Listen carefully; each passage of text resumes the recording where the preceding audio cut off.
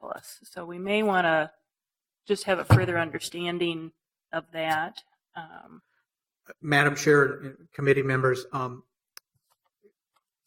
we didn't highlight EPA, but this is a good example of, EPA, I believe, is slated for a 30% cut. 31. Their state and local assistance programming is slated for a 40% cut.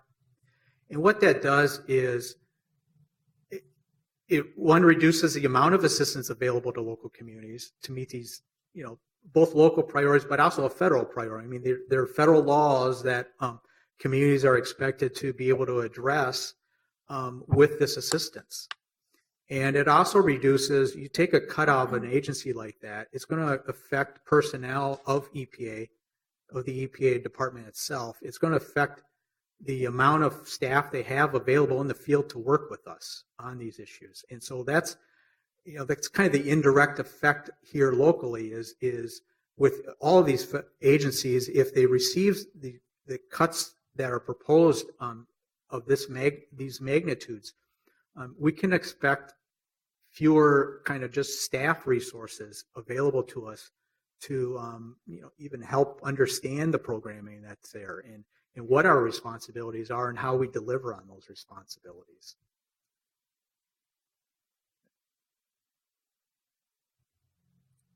So again, some of the immediate impacts to our city budget, we should anticipate a reduction to FEMA grants. The proposal for a 25% cost share match to those grants will require us to step up to the plate and match any money we do get. The CDBG and home funds complete elimination, and those are key components of our community development and housing priorities in the city. And also we would expect to see with the cuts proposed for the Department of Labor that our workforce training funds that we receive will be reduced to a level that is quite reduced from past years in our ability to train the workforce to be able to take advantage of any economic opportunities locally. This chart just illustrates annually in millions the amount of federal expenditures we have in the city.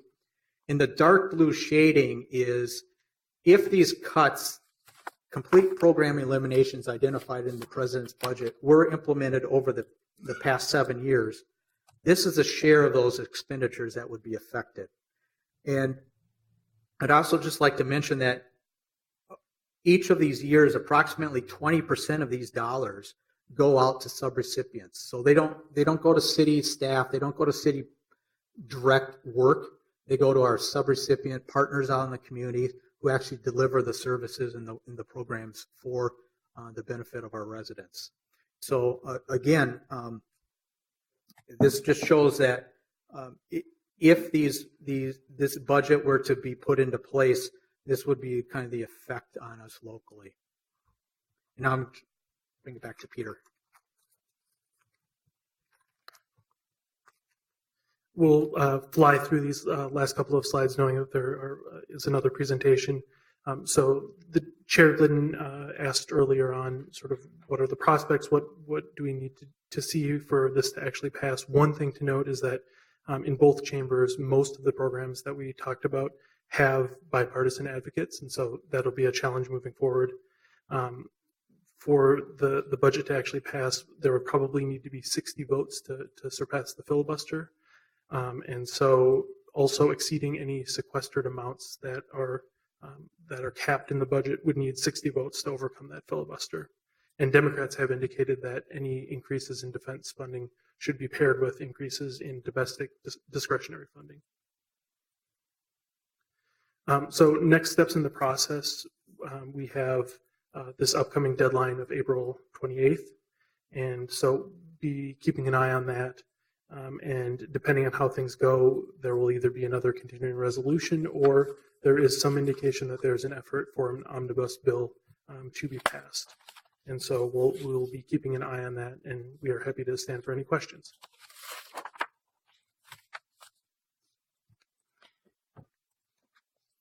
I'm not seeing any questions right now. I think, I wasn't at the National League of Cities conference. They just had their big conference where they go to DC, and part of the experience is lobbying from city officials to their congressional representatives. But I did understand that the messages and the banners that are in the Grand Hall essentially have the message, cities under attack. And that is the message from this budget.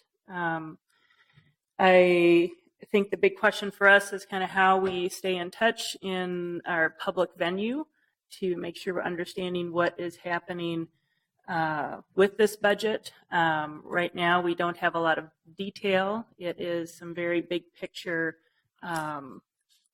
proposals that would have tremendously draconian impacts on a lot of the things that we do and on a lot of our residents' lives and their ability to have safe existences in this country. So with that, I'm going to move us forward. I had already put on the table by moving items 1 and 2. I will move item 3 and item 4 and all for approval. Discussion on any item. All in approval, please say aye.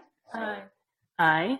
Those items are approved. Next, we have the Sanctuary City Task Force, and I think just in the interest of making sure we get this received and filed, I'm going to go ahead and move that we receive and file it, and then we'll hear the presentation so we can take our time with that and have questions. So I'm going to move and receive and file the 5th item. All in approval, please say aye. Aye. Opposed? And Ms. Rivera-Vandermeide, we're ready for you. Good afternoon, committee. I stand in representation of the Sanctuary Cities Task Force and responding to a previous staff direction based on some really heartfelt and deep presentations that occurred in February about the impact of some of these executive orders on community, and wanted to come back as per the staff direction and really come back with less of a work plan, and I'll explain why in a moment, but more of an update. And you'll hear throughout the efforts that the city is doing several themes, and two of those themes is how do we as a city become a trusted source of information for our community, and how do we make sure whatever actions, whatever work plan we put together is truly informed by the voices and the needs of community who are really feeling the effects of these executive orders in ways that are heartbreaking and that are really hard to imagine on a daily basis. So as we talk about the Sanctuary City Task Force, it is convened on an ongoing basis. We've got representatives from several departments. Spencer Cronk, our city coordinator, leads our group, but certainly we have gotten a cross-section of other departments, and as needed, as this work continues, we can continue to pull across the enterprise as we move forward. We're also considering and putting together a repository of a way, and you'll see that a little bit in the presentation, of how do we continue to catalog ongoing work, because there is a lot going on right now in the city, both internally and frankly in community, and we want to make sure that we're tied to the different efforts so that we're maximizing and leveraging our partnerships and our relationships. We're avoiding redundancies, and frankly, we're as nimble as we can be as we respond to some of these events. So I've tried to bucket and theme some of our efforts in several ways. One of our immediate efforts, and one of the things we heard a lot from community, was how do we increase awareness and education? There is a lot of fear out in community. There are folks who are concerned about what this means for them. Frankly, every time we open Twitter or we see new orders or conversations and articles in the newspaper, we get conflicting information, and that is spreading through a sense of panic amongst community. It is making us work in all sorts of different directions, and as you heard from the previous conversations, we don't know yet what's actually going to come through. That while a tweet may come through about anticipated actions, we don't know if that will actually be the case, and the end result is that we've got a lot of people without knowledge or with confusing and conflicting information out there. So one of those major efforts that we want to do is really to increase how the city can leverage awareness and education, and to that end, there have been some efforts already ongoing. There is a joint effort between civil rights and NCR to develop a curriculum, a kind of train the trainer model for our entire enterprise, our boards and commissions, and for our neighborhood organizations. It is based somewhat on the concept of what we have already for City Academy, and if we can come up with a model that whoever has first contact with community can have consistent messaging, knows where to refer people to trusted sources of information, can say this is what a separation ordinance is, or these are your legal resources to go to. It's that concept of what we're going to do. NCR and civil rights are planning to go to the engagement design team on April 6th, I believe, to flesh that out a little bit. So we should be hearing a little bit more about that in the future. We're trying to figure out how to develop consistent and accessible messaging, and this is across multiple platforms, which goes into the second portion of not just using the written word, but using visuals, infographics, radio, videos. MPD has put out a set of videos on their impartial policing policy already in different languages. We are looking to community members as well to see what they have put out and trying to make sure that our messaging is also consistent. And so we're hoping to leverage our own work and that of our partners. And you'll see a little bit later some emphasis on partnerships that I think is so vital to this work right now, where we really can figure out how do we direct people, who to call, and when do you need to call, what the best resources are. One of the things that stuck with me in our past Workers' Day here in City Hall was a conversation heard by our NCR outreach specialists that were saying, you know, this issue is impacting our cultural communities in very different ways. So if you're in the Latino community, you're really thinking about all the immigration issues that are happening. If you're the Somali community, you're really thinking a lot about what's happening with refugee status and what is going on there. And frankly, we heard from our Southeast Asian community, we're naturalized citizens, and where do we fit in some of this? And we don't know what's happening. And so really thinking broadly across the spectrum of how this is impacting our community is important as we develop those messaging and themes. We want to develop a website or some kind of way, a resource hub, so that we can really partner with community and say, how do we refer to trusted partners?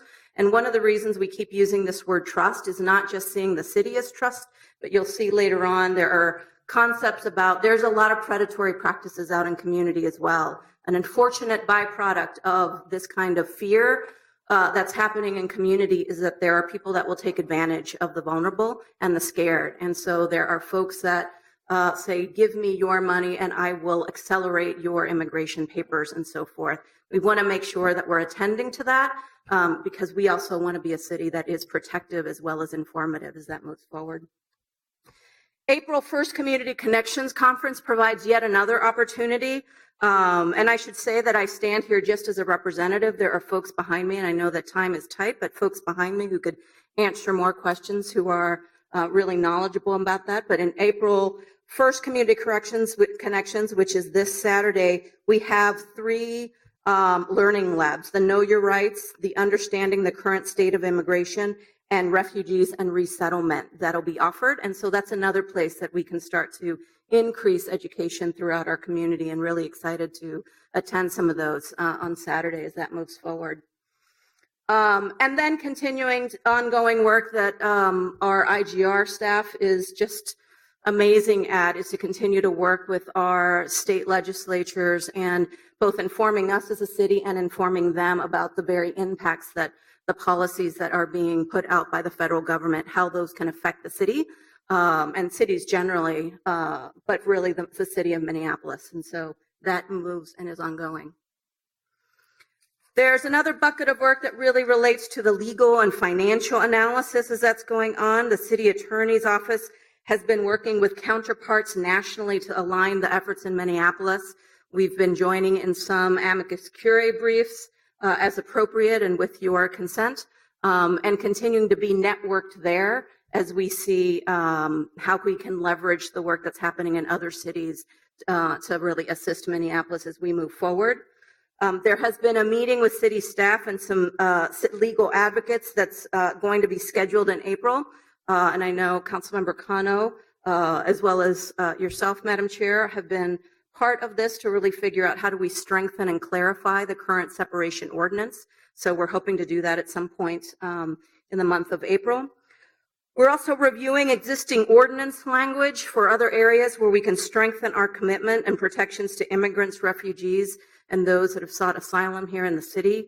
There are different ways that perhaps the way in which our ordinances are written may impact that unintentionally, and so we're being thoughtful about scouring through our ordinance and trying to pinpoint or identify those areas that we may want to bring changes forward.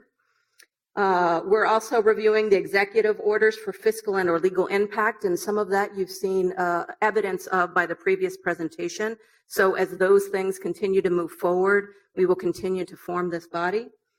And we're continuing to monitor and any increase in bias and hate crimes and figuring out better ways to make the public aware of how to report that in.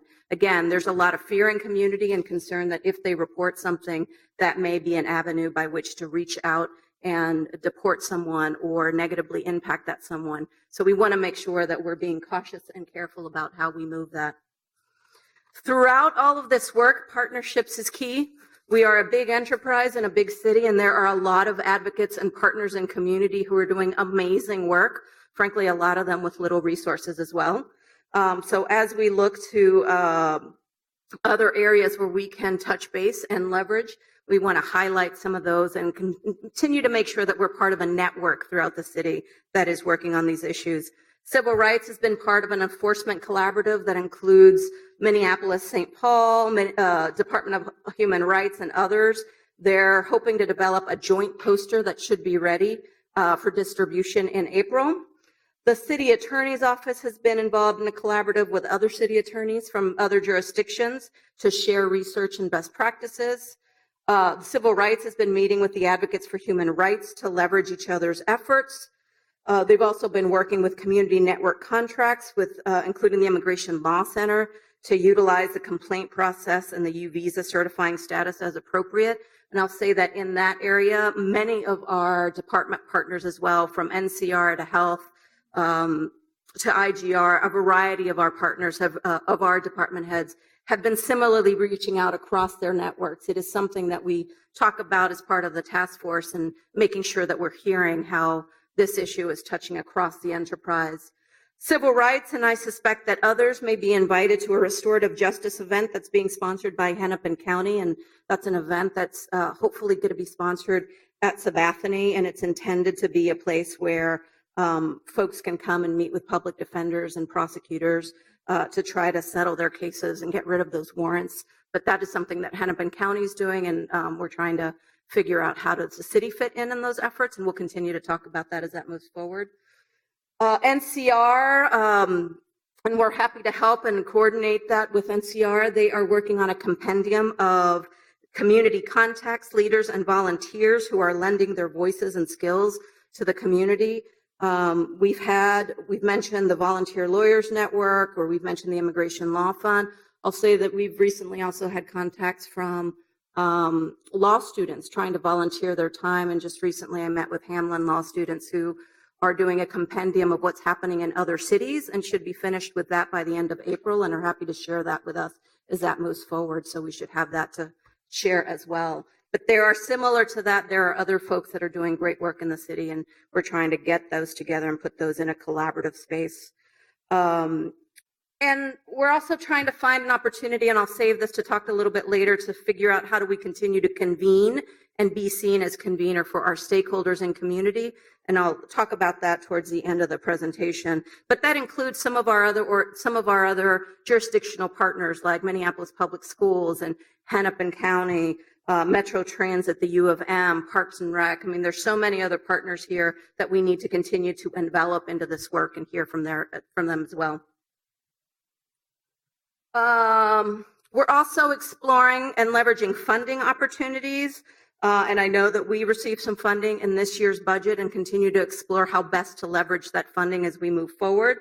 We have been in conversations with funders and partners to optimize those funds. That includes the Minneapolis Foundation and others as we try to figure out how to best use those funds, but more importantly, how to leverage that in better and larger ways. based on the success of the community-based information system that was established previously by the city when they were working on DACA, and I was not here in the city to do that, but staff is exploring the creation of an information resource station, much as the one that was set up in Mercado Central when DACA was going on, that seemed to be a good place for community to know that is a safe place to go for information and how do you refer to. At that point, and that was a while ago, the city had offered $50,000 for that initiative, and that may be a place that we could also leverage our efforts to become another place or create several places where we can provide information to community as well. One of the things we heard and we continue to hear from community members as people have contacted us, or we heard in the February meeting, is that there's an incredible opportunity and need to support community capacity building. We as city can't do this alone, and frankly, community members are more versed in doing the on-the-ground work with some community members than we do. But how do we continue to build out that capacity so that community members can reach further, can reach broader than just the city efforts alone? And that may be a way that we may want to leverage our funding as well. And finally, we're also talking about ways to tap into our larger business community.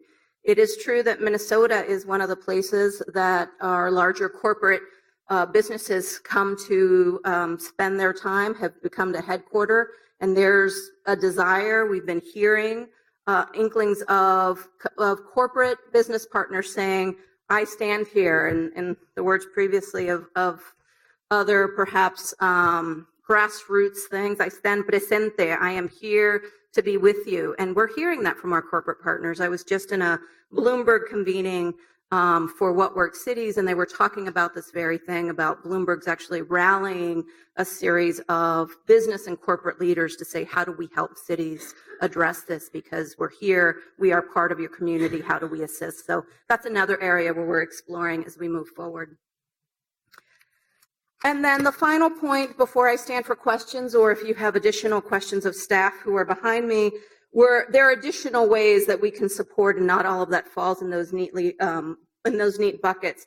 NCR, and again, I just heard this in the Bloomberg convening as well, so it seems to be very timely and topical, but is exploring the concept of welcoming cities. It is a national movement that isn't based on immigration or the politics of the moment, as much as a national movement that says we are a city that we stand for inclusivity, and we want to make sure that all our efforts generally are inclusive and welcoming. So that's something to explore as we move forward. This concept of city as convener is one that I mentioned previously, and again, a way for us to figure out and make sure that our work plan is informed by community, not just by our own city perspective, but thinking about ways that we can use the city's ability to convene and bring stakeholders together, I think is really important. We want to do perhaps a series of those, certainly in different areas of the city and with different cultural communities to make sure that we're addressing different needs. But I also don't want to leave out the first bullet in that, which is how do we continue to convene and access the talent of staff? There's a lot of staff who have first contact with people in community, who really speak to residents and our community members in ways. They go into people's homes for inspections, they go into people's businesses. We want to make sure that, again, that our messaging, if they're being asked questions or they're able to, if they're being asked questions, that they can respond to them in ways that are consistent.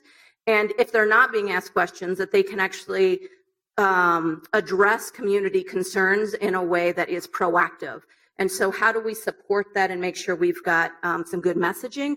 Conversely, how do we get their knowledge from the ground up and so what the task force is doing? And so we want to make sure that we actually value and honor the information that our staff is bringing from the front lines to inform our work as well.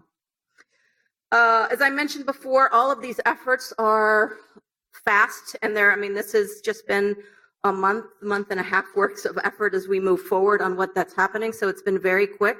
So really looking to establish a quick collaborative way internally to figure out how do we share that amongst ourselves? How do we share that with you, council? How do we make sure that those efforts are aligned so that we don't have disparate messaging, so we don't have confusing messaging? I think that goes into that first theme of being a trusted source of information. Helps if you actually have a singular message as we move forward. So we're going to consider how we do that And then again, finally, considering ways to think about, identify, and address predatory behavior so that we provide safety and ensure that our citizens, as this is going on and we continue to hear information, that our residents are feeling that they are safe and that the city is watching out for them through different avenues every step of the way. So with that, I stand for questions. I apologize if I was rushed, but happy to stand for questions. Yeah, great. Thank you very much. Councilmember Cano. Thank you, Madam Chair. Well, first of all, Nuria, thank you so much for presenting on these very important efforts that the city is doing in this new context. So when did you mention the law students were going to be able to share their compendium of national best practices or national efforts? Chair Glidden, Councilmember Cano, my last email exchange with them was earlier this week, and they said that they should be able to, they're done with that by the end of April. And so as soon as we get that, they would be happy to share that out, and had actually said I was very open to say so in this meeting. Okay. Thank you. I just wanted to kind of note that in my calendar. And then also, I was really happy to hear about the sort of community-based component of establishing presence in areas of the city where there are a lot of immigrant community members that come together to shop and to sort of, live their day-to-day lives, and having a connection there presently and active to share information, to build community strategies. That's extremely important. So I'm glad to hear that was part of the thinking. My last question is more about, we had discussed, Councilmember Glidden and I too, as well as you in the email, was this notion of doing a community convening to discuss with interested stakeholders, and some of them are here today, some of our immigration lawyer leaders, to figure out how they can give feedback on the work that we're doing and to, like you mentioned, incorporate their thinking. What's kind of the timeline, or what are you thinking that would look like? Chair Glidden, Councilmember Cano, I can't tell you particularly dates on when that could happen, because frankly, we want to reach out to our community partners and try to do that. I'm thinking sooner rather than later, and trying to figure out when we can convene a space. So that's a matter of us identifying, and perhaps we're going to be talking about that at the EDT meeting in April 6th to bring that forward, figure out what that network of stakeholders is, send out a list of kind of dates and so possibilities so that we can kind of convene that quickly. But I also suspect that it will not just be one or two, that I suspect there will be, as I mentioned, a series of them, because we know that there are different issues depending on which cultural community you belong to, and want to make sure we capture that. Yeah. We're hoping to do that fairly quickly, however, because at the end of the day, between the work that the city is doing and the work that we hear back from community members, we want that to collectively become our work plan and come back to you in this committee and submit something so that you see where we're heading with the timeline and so forth. So I'm happy to circle back with you via email after our April meeting with the engagement design team and give you a little bit more clarity on dates and so forth. That'd be great. Thank you. Thank you. I wanted to mention something that isn't on your list, but it's actually an ongoing body of work that I just wanted to highlight, because I think there is an important relationship here between work that we have been doing in the city for many years on closer examination of collateral consequences of the criminal justice system, and essentially that intersection between criminal law and immigration law. And this is because with some of the changes, executive orders, that still clearly there is a lot of fuzziness about, but what used to be a priority of order in terms of identifying certain categories of individuals who may have had contact with the criminal justice system, now there seems to be no priority of order. That potentially there could be deportability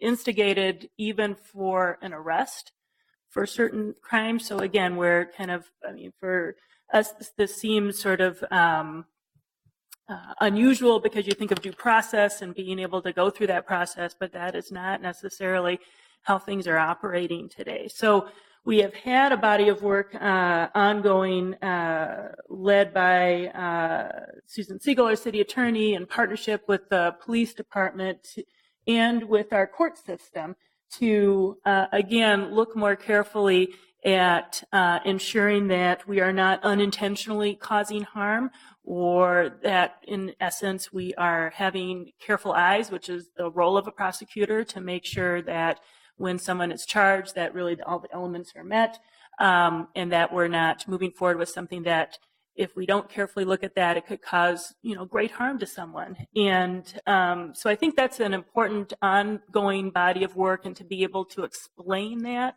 and talk about the different programs. We have several programs in the city that are pre-charge diversion programs. Again, this is really important because it means that there is an opportunity to look for how there could be a diversion before someone has a charge that then can follow them.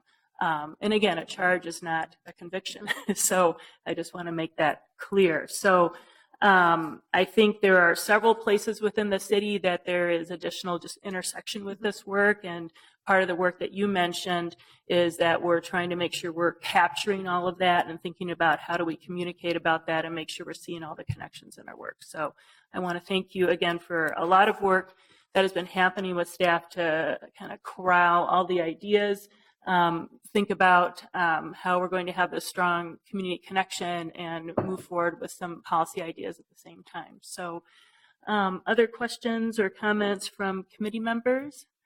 I'm not seeing any. So we have already received and filed this report, so there is not further action for us right now. And I believe with that, we have finished with our agenda for today. So we are adjourned. Thank you very much.